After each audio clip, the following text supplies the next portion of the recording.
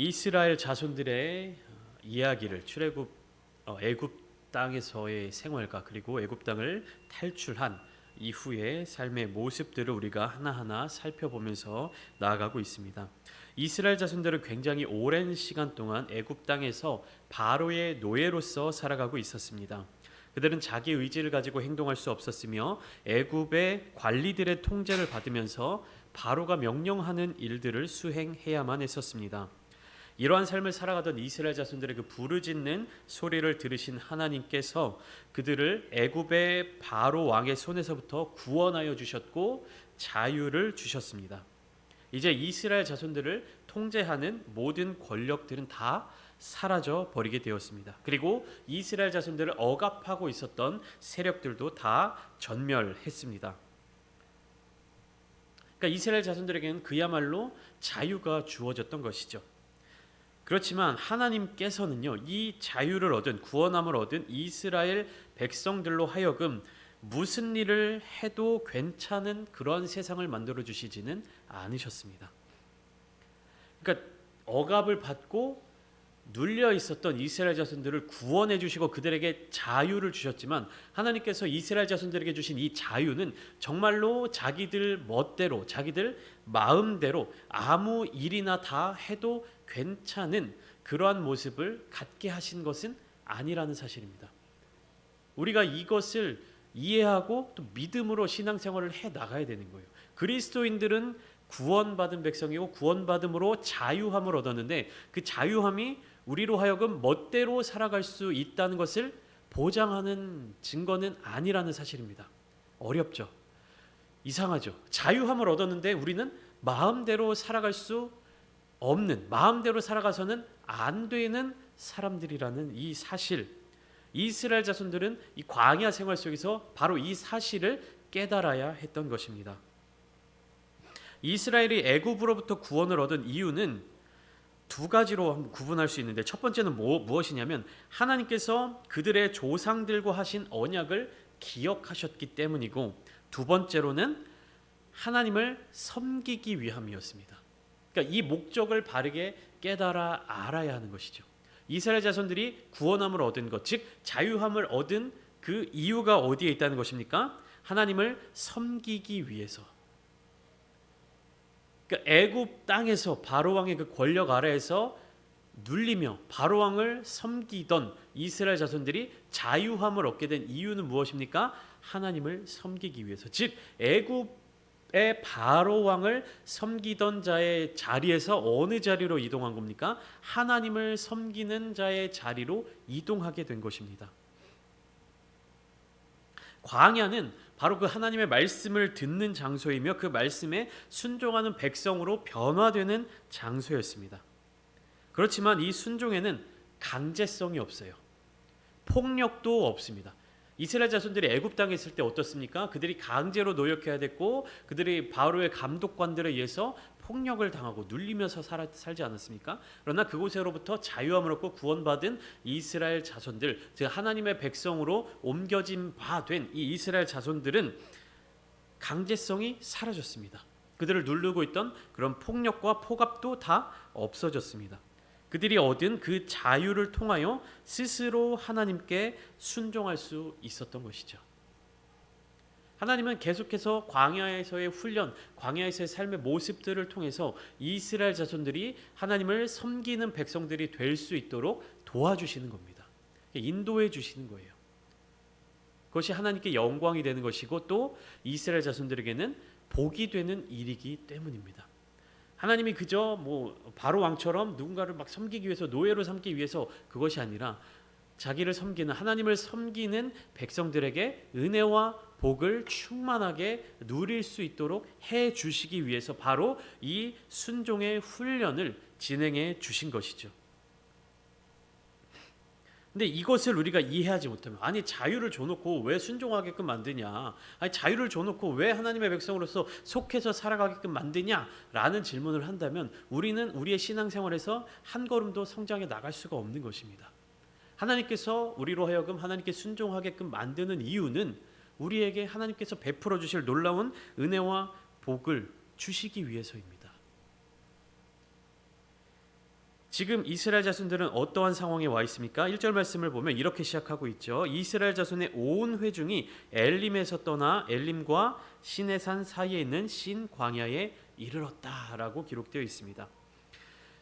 엘림이 어떤 곳일까요? 그리고 이스라엘 자손들은 이 엘림에서 무엇을 하였을까요? 그것은 우리가 출애굽기 15장 마지막 절을 통해서 알 수가 있습니다. 우리가 지난주에 이 시간 함께 나눴던 말씀이 마라에 쓴 물이 단물로 바뀌게 되는 그 기적에 대해서 함께 나누었습니다. 하나님의 시험을 경험한 이스라엘 자손들은 계속해서 그 길을 걸어서 엘림이라고 하는 장소에 도착하게 되었습니다. 이스라엘 자손들이 마라라고 하는 이 땅에 도착하게 된 그 과정이 어땠죠?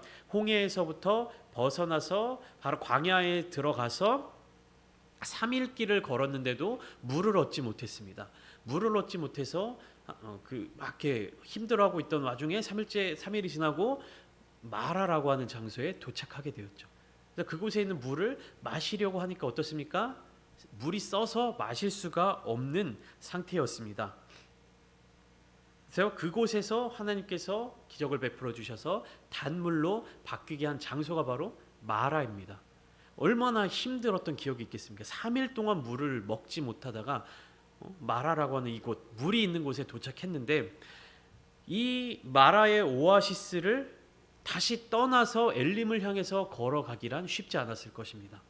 며칠만 더 걸으면, 어느 정도만 더 가면 물이 있을 거야, 어느 정도만 더 걸어가면 휴식처가 있을 거야 라는 것을 알고 걷는 것과 그런 미래에 대해서 아무것도 보장받지 못하고 아무것도 알지 못하는 상황 가운데 하루하루 순종함으로 나아가는 것은 굉장히 큰 차이가 있습니다.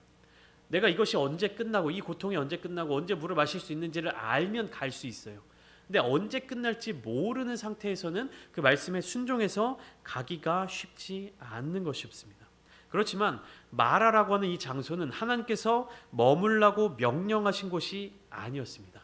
잠시 쉬었다가 스쳐 지나가야 하는 곳이었습니다. 이스라엘 자손들이 마라를 떠나자 하나님께서는 엘림이라는 장소로 그들을 인도해 주셨습니다. 출애굽기 15장 27절 바로 앞절인데 우리 한번 보시면 제가 읽어드리겠습니다. 그들이 엘림에 이르니 거기에 물샘 12과 종려나무 70그루가 있는지라 거기서 그들이 그 물 곁에 장막을 치니라 이렇게 기록되어 있습니다. 마라에서 엘림까지 얼마나 떨어져 있는지는 알 수 없지만 이스라엘 자손들은 하나님의 인도하심에 순종하여 마라를 떠나 엘림에 다다르게 되었습니다. 내가 3일 동안 물을 마시지 못해서 큰 고통을 얻다가 겨우겨우 얻게 된 이 물을 떠나기란 쉽지 않았을 것입니다. 그러나 이스라엘 자손들은 하나님의 명령에 순종하여 하나님의 인도하심을 쫓아서 마라를 떠나 엘림이라고 하는 장소에 도착할 수 있었습니다. 이 엘림은 어떤 장소였습니까? 물샘이 12이나 있었고 종려나무가 70그루가 있었습니다. 그러니까 물샘이 12이 있었다라는 것은 한 지파당 물샘을 하나씩 가져도 충분할 만큼 좋은 땅이었습니다. 그리고 그들은 그곳에 장막을 쳤습니다. 물샘 12이 있었고 종려나무가 70그루가 있었습니다. 종려나무는 햇빛을 가릴 수도 있고 또 거기에서 나는 열매로 또 굶주린 배를 채울 수도 있는 그러한 나무였습니다. 그러니까 물도 충분하고 종려나무도 많이 있고 그곳에 장막을 치면서 머물렀습니다. 그렇지만 그곳 역시 하나님께서 약속하신, 하나님이 예비하신 땅은 아니었습니다. 그렇기 때문에 이스라엘 자손들은 이 엘림도 떠나야만 했던 것이죠. 그래서 이스라엘 자손들이 엘림과 시내산 사이에 있는 신 광야에 이르니 그때가 언제였냐 하면 오늘 본문 1절의 후반부에 보면 애굽에서 나온 후 둘째 달 15일이었다라고 이야기를 하고 있습니다. 그러니까 애굽에서 나오는 약 45일 정도, 46일 정도 그렇게 된 거예요. 올해 신년 주일이 1월 7일이었습니다. 여러분들 신년 주일에 어떤 모습을 가지셨는지 어떤 것들을 경험했는지 기억나십니까? 혹은 송구영신 예배 그리고 1월 1일에 여러분들 어떤 일들이 있었는지 기억이 나십니까? 1월 7일 신년 주일로부터 오늘까지가 딱 이 정도 시간이 되는 거예요. 45일 내지 46일 정도. 그러니까 이스라엘 자손들이 애굽에서 나온 지 한 45일, 46일 정도 된 겁니다. 길다면 길고 짧다면 짧은 시간이었습니다.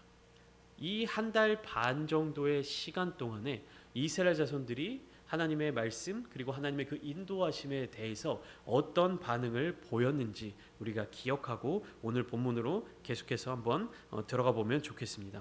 오늘 본문에 나오는 이스라엘 자손들의 그 태도는 2절에 굉장히 핵심적으로 잘 나타나 있습니다. 이스라엘 자손 온 회중이 그 광야에서 모세와 아론을 원망하였다. 이 원망한다라는 이 단어가 1절부터 12절까지 여러 차례 등장하고 있습니다. 굉장히 많이 등장하고 있습니다.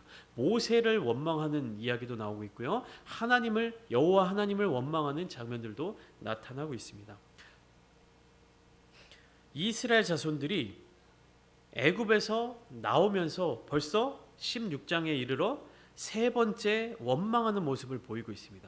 그러니까 홍해를 건너고 나서는 두 번째 원망하는 모습을 보이고 있는 것이죠. 첫 번째 원망은 무엇이었냐면 14장에서 바로 왕의 군대를 바라보면서 원망하는 모습이었습니다. 앞에는 홍해가 가로막혀 있고요. 뒤에는 바로의 군대가 막 뒤쫓아오는 그 장면에서 이스라엘 자손들이 모세를 원망하는 겁니다. 하나님을 원망하는 겁니다. 애굽에 매장지가 없어서 우리로 하여금 이 광야에 나와서 죽게 만드느냐. 이렇게 원망을 하는 그런 모습들을 보이고 있는 것입니다. 우리를 애굽에 그냥 두지, 애굽 사람을 섬기게 놔두지 왜 우리를 이곳까지 끌고 나와서 여기에서 죽게 하느냐. 애굽 땅에서 그 애굽 사람들을 섬기는 것이 이 광야에서 죽는 것보다 훨씬 낫지 않냐 라고 이야기를 하는 장면이 출애굽기 14장에 등장하고 있습니다. 그게 첫 번째 원망이었죠. 두 번째 원망은 15장에서 등장하고 있습니다. 마라에 쓴 물을 두고 원망하는 모습. 우리가 무엇을 마실까? 우리가 무엇을 마셔야 되냐라고 하는 그 원망이 이 마라에 쓴 물을 두고 이스라엘 자손들이 모세를 막 원망하는 장면들이 등장하고 있는 것입니다. 그리고 세 번째 원망이 바로 오늘 본문 2절과 3절에 기록되어 있습니다. 3절에 구체적인 원망의 내용이 기록되어 있는데요. 이렇게 되어 있죠. 이스라엘 자손이 그들에게 이르되 우리가 애굽 땅에서 고기 가마 곁에 앉아 있던 때와 떡을 배불리 먹던 때에 여호와의 손에 죽었더라면 좋았을 것을 너희가 이 광야로 우리를 인도해 내어 이 온 회중이 주려 죽게 하는도다. 이렇게 원망하고 있습니다. 이스라엘 백성들의 그 출애굽 과정과 원망하는 이 내용들을 여러분들이 잘 기억하시길 바랍니다. 애굽 땅에서 나와서 홍해를 지나면서 마라와 엘림을 지나서 이 엘림과 시내산 사이에 있는 신 광야까지 이르렀는데 이 여정과 그러니까 한 45일 정도 되는 이 여정과 이스라엘 자손들이 반복해서 하나님을 원망하는 장면들을 잘 살펴보십시오. 일단은 이스라엘 자손들은 점점 이 광야 가운데로 들어가고 있습니다. 애굽 땅으로부터 벗어나서 광야 가운데로 들어가고 있고요. 이스라엘 자손들의 원망하는 그 내용은 잘 살펴보시면 점점 그 수준이 낮아지고 있어요. 원망하는 이유가 점점 낮아지고 있습니다. 무엇이냐면 첫 번째 원망은 어떤 내용이었습니까? 앞에 홍해가 가로막혀 있고 뒤에 애굽 군대가 막 쫓아와서 우리를 죽이려 하고 있습니다 라는 게 첫 번째 원망이었어요. 뭐예요? 생명과 직접적으로 연결되는 상황 속에서 두려움에 빠져서 하나님을 원망하고 있는 겁니다. 우리가 애굽 땅에 그대로 있었으면 고통받고 좀 힘들고 그래도 당장에 죽지는 않았을 텐데 우리가 지금 이 애굽 땅을 벗어나서 여기에서 우리를 죽게 만드느냐. 죽음에 대해서 원망하는 것이었습니다. 근데 두 번째 원망은 어떤 내용이었죠? 목이 말라서 원망을 했습니다. 이것은 직접적인 죽음과 직접적인 연관이 있지는 않지만 보통 사람은 한 5일 정도 물을 마시지 못하면 죽음에 이르게 된다고 합니다. 그러니까 탈수 증상이라든지 여러 가지 문제로 말미암아. 그러니까 즉각적으로 어떤 목숨과 연관되어 있는 부분은 아니지만 오랫동안 이 탈수라든지 갈증에 노출이 되면 크게 건강상에 큰 문제가 일어나거나 죽음에 다다를 수 있는 어떠한 조건이었던 것이죠.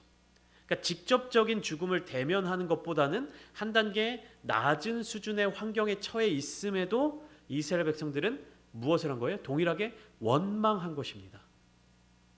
그리고 세 번째 원망 장면이 오늘 본문에 나타나 있는데 무엇을 두고 원망을 하고 있는 겁니까? 먹을 음식에 대해서 원망하고 있는 것입니다. 음식은 어떻습니까? 사람에 따라서 다르지만 뭐 짧게는 2, 3주 정도, 길게는 한 달 정도까지 먹지 않아도 살아갈 수 있습니다. 그러니까 물 같은 경우는 일주일만 안 먹어도 다 사람들이 죽음에 이르게 되겠지만 이 양식 같은 경우는 조금 더 물보다도 오래 살아남을 수 있는 그러한 조건인 것이죠. 어떤 거예요? 이스라엘의 원망은 점점 그 원망하는 조건이나 수준이 굉장히 낮아지고 있는 거예요. 직접적인 죽음을 앞두고 있는 상황에서 원망할 수 있지. 그럴 수 있어. 근데 그 다음 물을 3일 동안 못 마셨으니까. 근데 거기에서 못 마시다가 처음으로 마시게 된 물이 쓴 물이야. 먹을 수 없는 물이야. 원망할 수 있지. 근데 그 다음 원망은 뭡니까? 제대로 된 음식을 먹지 못한 것에 대한 원망이 이어지고 있는 거예요. 이 원망이 결국에 계속 이어지면 어떤 단계까지 갈 수 있는 겁니까? 굉장히 사소한 일에 대해서도 원망하는 습관이 들 수 있는 거예요. 잘 생각해 보세요. 직접적인 죽음을 앞두고 있을 때 원망했습니다. 한 3, 4일 정도, 일주일 정도 물을 마시지 못하는 그 고통 가운데 있을 때도 원망을 했습니다. 먹을 양식이 없고 우리가 입맛에 맞는 그런 음식이 없다고 원망을 했습니다. 그러면 그 뒤에 이어질 원망들은 뭐가 될까요? 우리가 밥만 먹어서 어떻게 사냐? 간식도 좀 먹고 과자도 좀 먹고 그렇게 살아야지. 우리가 이 광야를 맨날 이렇게 재미없게 걸어 다니면서 어떻게 사냐? 우리가 좀 즐기면서 놀면서도 살 수 있어야지. 더 나아가면 우리가 뭐 예배만 드리고 하나님만 섬기면서 어떻게 사냐? 우리도 좀 쉬면서 살아야지. 어떻게 되는 거예요? 점점 그 원망하는 수준이 낮아질 수밖에 없는 것입니다. 근데 그 굉장히 중요한 사실이 여기에 또 등장하고 있는데요. 이 수준이 낮아지고 있는 이스라엘 자손들의 원망이 어디에 소망을 두고 있냐면 애굽 땅에 소망을 두고 있는 겁니다. 우리가 애굽 땅에 남아 있었으면 이 광야에 나와서 죽지 않았을 텐데, 애굽 땅에 있었으면 우리가 이런 고통을 겪지 않았을 텐데, 애굽 땅에서 고기 가마 곁에 우리가 그 배불리 먹던 때를 기억해야 되지 않냐? 애굽에 있었으면 우리가 이런 고통을 겪지 않았을 텐데 어디에 소망을 두고 있는 겁니까? 이스라엘 자손들의 이 원망이 다 애굽에 소망을 두고 있는 거예요. 애굽에서 고통 가운데서 우리를 구원해 주십시오. 부르짖었던 이스라엘 자손들이 구원해 주시니까, 하나님께서 그들을 구원해 주시니까 다시금 애굽 땅에 소망을 두고 하나님을 원망하고 있는 것입니다. 이스라엘의 이 원망들은 하나님의 시험으로 이어지지만, 하나님께서 그 원망을 들으시고 이스라엘 자손들을 계속해서 시험하시지만 이스라엘 자손들은 그 시험을 통과하지 못하고 있는 거예요. 오늘 본문 4절부터 5절까지를 보면 하나님의 시험이 기록되어 있는데요. 먼저 출애굽기 15장 26절 한번 살펴볼게요. 출애굽기 15장 26절에 이렇게 기록되어 있습니다. 이르시되 너희가 너희 하나님 나 여호와의 말을 들어 순종하고 내가 보기에 의를 행하며 내 계명에 귀를 기울이며 내 모든 규례를 지키면 내가 애굽 사람에게 내린 모든 질병 중 하나도 너희에게 내리지 아니하리니 나는 너희를 치료하는 여호와임이라. 이렇게 말씀하십니다. 그리고 출애굽기 16장 4절에 보면 그때 여호와께서 모세에게 이르시되 보라 내가 너희를 위하여 하늘에서 양식을 비같이 내리리니 백성이 나가서 일용할 것을 날마다 거둘 것이라 이같이 하여 그들이 내 율법을 준행하나 아니하나 내가 시험하리라. 이렇게 말씀하십니다. 출애굽기 15장에서는 너희 하나님 나 여호와의 말을 들어 순종하고 내가 보기에 의를 행하며 내 계명에 귀를 기울이며 내 모든 규례를 지키면 이라고 시험을 하셨던 하나님께서 16장에 넘어와서는 그들이 내 율법을 준행하나 아니하나 내가 시험하리라. 결국에 이것은 무엇입니까? 하나님의 시험에 있어서 우리가 집중해야 될 것은 우리가 무엇을 얻게 되고 무엇을 누리게 되는 데 있는 것이 아니라는 사실입니다. 하나님의 시험은 어떠한 상황 속에서도 하나님의 명령, 하나님의 뜻, 하나님의 말씀에 순종할 수 있는가에 달려 있는 거예요. 그런데 많은 믿는 사람들이, 많은 이제 믿는 신자들이 하나님을 믿음으로 말미암아, 하나님을 따름으로 말미암아 하나님께 속한 것으로 인하여 무엇을 얻을 것인가, 무엇을 거둘 것인가, 어떤 질병을 피할 것인가, 이것에 주목하고 있습니다.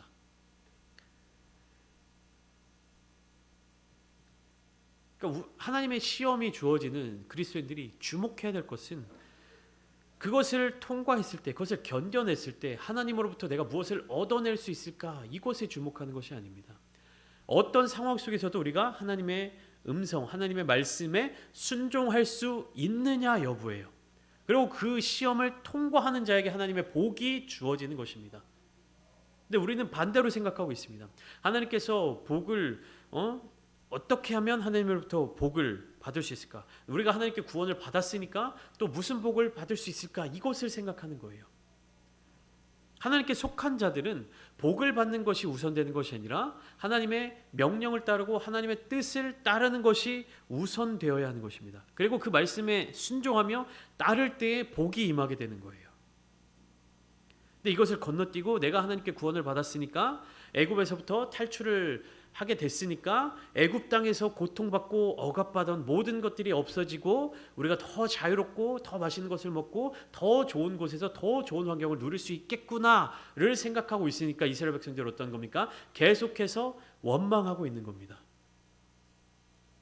하나님이 우리를 애굽 땅에서 구원해 주셨으니까 우리를 더 좋은 환경으로 인도해 주실 거야. 우리는 더 좋은 환경에서 살 수 있을 거야. 만을 생각하니까 계속해서 원망할 수밖에 없는 겁니다.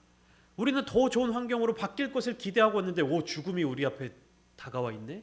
우리는 더 좋은 환경에 있을 것을 기대하고 나왔는데 3일 동안이나 물을 마시지 못했네. 우리는 더 편안한 환경에서 살아갈 수 있을 것을 기대하고 왔는데 먹을 것이 없네. 이렇게 하고 있으니까 원망할 수밖에 없는 것입니다. 순서가 달라졌어요. 바뀐 겁니다.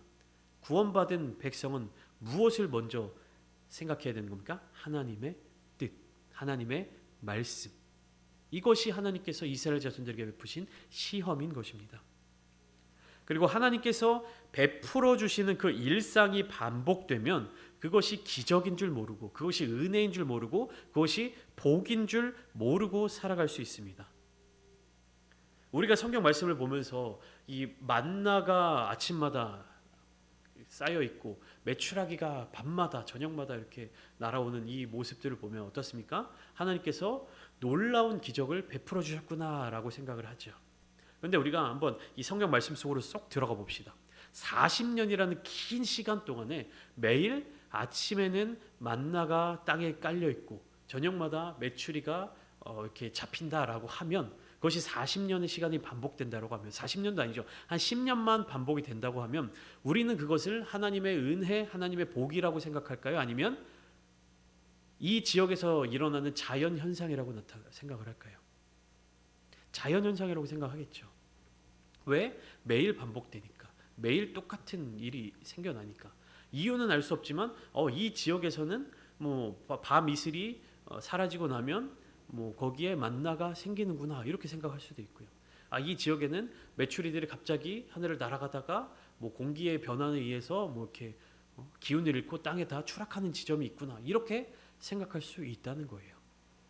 오늘날 우리들의 삶의 자리 가운데서도 하나님이 베풀어 주시는 그 은혜가 계속 반복되고 하루하루를 우리가 그 은혜 가운데 살아가고 있는데 그 은혜가 반복되고 하나님의 은혜인 줄 모르니까 어떻게 살아가는 겁니까? 감사하지 못하고 살아가는 것입니다. 그렇기 때문에 하나님이 이 만나를 어떻게 내려주시냐면 닷새 동안은 동일한 양을 내려주시고 여섯째 날에는 2배의 양을 내려주십니다. 그리고 7째 날에는 거두지 않는 모습을 보여주시는 거예요. 그러니까 매일매일이 반복되지 않는 것이죠. 첫째 날부터 5째 날까지는 동일한 양을 거둘 수 있게 하시고 6째 날에는 2배를 걷게 하시고 7째 날에는 아무것도 주시지 않고 이러한 세밀한 세세한 것들을 하나님께서 알려주시고 그렇게 명령해 주실 때 이것이 하나님이 역사해 주시는 것이구나, 이것이 하나님의 돌보심이구나 하는 그 세밀한 은혜를 우리가 알아차릴 수 있어야 되는 것입니다. 감사해야 하는 것입니다. 그리고 이러한 현상들을 통하여서 하나님의 그 시험을 통과할 수 있어야 되는 것이에요. 그런데 우리는 그 일상에서의 삶 가운데서 우리가 누리고 있는, 지금도 우리가 누리고 있는 그 하나님의 은혜를 알지 못하고 있습니다. 그렇기 때문에 이스라엘 자손들의 불평과 그런 원망과 마찬가지로 우리도 우리 삶 속에서 하나님께 더 감사할 수 있고 항상 감사할 수 있음에도 불구하고 감사하지 못하는 그런 모습들을 보여주고 있는 것입니다. 이스라엘 자손들의 이 불평에 대해서, 원망에 대해서 처음에는 모세와 아론이 나서서 이스라엘 자손들을 설득합니다. 근데 그게 먹히지 않으니까 어떻게 합니까? 모세가 다시 한번 이스라엘 자손들에게 나아가서 일들에 대해서 설명합니다. 하나님의 이 뜻에 대해서 이야기합니다. 그럼에도 이스라엘 자손들이 원망하는 것을 멈추지 않으니까 하나님이 어떻게 하시냐면 하나님이 직접 그 자신의 존재를 이스라엘 자손들에게 드러내 보여주시면서 저녁에는 그 존재를 입증하게 될 경험을 하게 해주시고 아침에는 자신의 영광을 경험할 수 있도록 해주실 것이다 라는 말씀을 주십니다. 저녁이 되고 아침이 되면 이 만나와 메추라기를 통하여서 이스라엘 자손들을 돌보시는 하나님의 능력을 직접 경험할 수 있게 될 것이지만 그 능력을 경험하기 전까지는 여전히 이스라엘 백성들은 불평하고 하나님을 원망하는 모습들을 보이고 있는다는 것입니다. 그러한 이스라엘 자손들을 향하여서 하나님께서는 직접 나타나 말씀하여 주시는 모습이 10절부터 기록되어 있는데요. 10절 이렇게 기록되어 있죠. 아론이 이스라엘 자손의 온 회중에게 말하며 그들이 광야를 바라보니 여호와의 영광이 구름 속에 나타나더라. 여호와의 영광이 나타난 상태에서 하나님께서 모세에게 말씀을 하십니다. 내가 이스라엘 자손의 원망함을 들었노라. 그들에게 말하여 이르기를 너희가 해질 때에는 고기를 먹고 아침에는 떡으로 배부르리니 내가 여호와 너희의 하나님인 줄 알리라 하라 하시니라. 하나님이 말씀하시죠. 내가 이스라엘 자손의 원망함을 들었노라. 그러나 아직까지는 하나님께서 그 원망하는 이스라엘 자손들의 태도에 대해서 징벌하시거나 이렇게 처벌하시지 않는 모습을 보여주십니다. 어떻게 해요? 계속해서 그 시험을 이스라엘 자손들이 통과할 수 있도록 인도해주고 계신 모습을 볼 수가 있는 것입니다. 우리가 원망을 하지 않게 되는 방법은 내가 처한 위기의 상황이나 이 어려운 상황이 해결되는 데 있지 않습니다. 내가 뭔가 불편한 상황이 생겼어요. 어려운 상황이 생겼어요. 그것 때문에 원망이 막 나오는 것 같아요. 그래서 이 문제가 이 어려움이 해결되면 우리가 더 이상 원망하지 않을 수 있을 것 같다라는 생각을 합니다. 근데 그게 아닙니다. 우리 삶에 있는 위기나 그런 어떤 어려움이 해결된다 할지라도 우리는 또 다른 것으로 원망할 수 있다는 겁니다. 우리가 원망하지 않을 수 있는 방법은 무엇이냐? 하나님의 돌보심과 도우심이 우리들의 평범한 일상 속에 늘 함께 하신다는 그 사실을 깨달아야 되는 거예요. 하나님이 나의 하나님이 되신다. 내가 하나님의 백성으로서 살아가고 있다. 내가 하나님께 속한 사람이다. 하나님이 나를 구원해 주셨다라고 하는 것을 고백하고 인정하고 하나님을 바라보아야 우리는 원망하지 않을 수 있는 것입니다. 상황과 환경이 어렵기 때문에 원망하는 것이다? 아닙니다. 구원의 은혜를 제대로 깨닫지 못했기 때문에 내가 하나님의 백성으로서 내가 하나님의 자녀로서 어떻게 살아가야 할지를 모르기 때문에 알려고 하지 않기 때문에 원망하게 되는 것이었습니다. 모세가 해야 할 일은 이스라엘 백성들에게 이러한 사실을 가르침으로써 모든 일상적인 삶의 은혜와 복이 하나님에 의해서 주어진 것임을 확실하게 알게 하는 데 있었던 것입니다. 오늘 하루 그리고 오늘날의 삶들을 살아가는 저와 여러분들의 이 모습들이 과연 우리의 힘과 우리의 능력을 이루어가고 있는 것일까요? 우리 삶 속에 감추어져 있는 숨겨져 있는 혹은 우리가 깨닫지 못하는 그 하나님의 은혜와 복을 여러분들은 알고 계십니까? 누리고 계십니까? 그 은혜에 감사하고 계십니까? 여러분 하나님을 원망하지 마십시오. 우리의 상황과 환경이 이렇게 처해져 있는 것이 이렇게 놓여져 있는 것이 하나님이 돌보아 주시지 않으셔서가 아닙니다. 하나님이 우리에게 은혜를 베풀어 주시지 않으셔서 우리가 이러한 상황과 환경에 처해져 있는 것이 아닙니다. 그것이 중요한 것이 아니에요.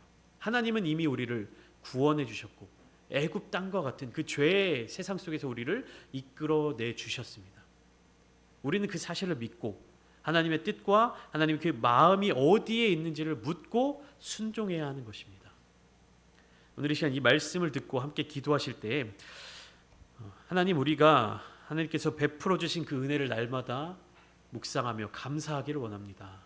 원망할 만한 상황 속에 내가 놓여져 있다 할지라도 어려운 환경 속에 놓여져 있다 할지라도 그 환경으로 말미암아 불평과 불만이 나올 수 있는 그러한 환경 속에 거하여 있는다 할지라도 이 말씀을 통하여서 또 기도하는 이 우리의 삶의 모습들을 통하여서 하나님을 온전히 나의 하나님으로 모시며 살아가기를 소망합니다. 하나님, 나의 마음 가운데 원망하는 마음 사라지게 하여 주시고 오직 하나님을 믿음으로, 오직 하나님을 따름으로, 오직 하나님의 말씀에 순종함으로 하나님께 영광을 돌리고 하나님을 찬송하는 백성으로서 살아가게 해주십시오. 이 시간 함께 기도하실 때 하나님의 크신 은혜와 복이 저와 여러분들의 삶의 자리 가운데 충만하게 임하시기를 주님의 이름으로 축원합니다.